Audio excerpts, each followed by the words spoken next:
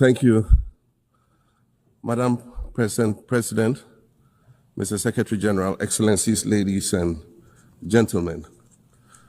At this 80th session of the United Nations General Assembly, I'd like to speak about Africa's role in the future of this organization. However, it's impossible to do that without first considering the collective role that Africa played in its founding, which was small and relatively insignificant.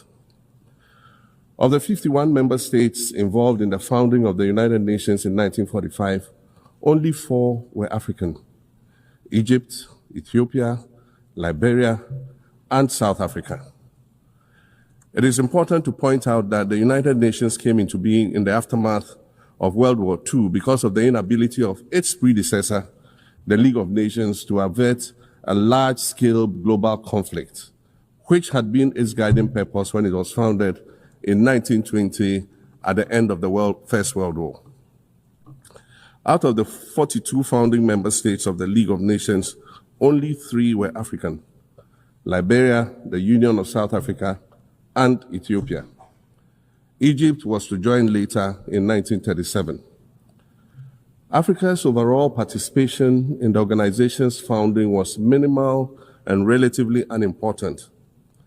That's because before all the other talks and meetings, representatives from a group of 14 nations gathered in Berlin for a series of discussions that began in 1884 and which led to the partitioning and formal colonization of the African continent, which is also called the Scramble for Africa.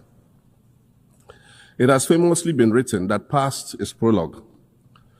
Well, in the past, the majority of the 54 nations that now comprise Africa were never offered a seat at the table where plans for a new world order were being drawn.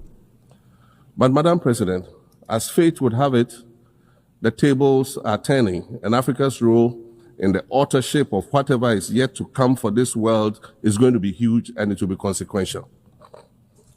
According to this organization's own projections, by the year 2050, more than 25% of the world's population is expected to come from the African continent.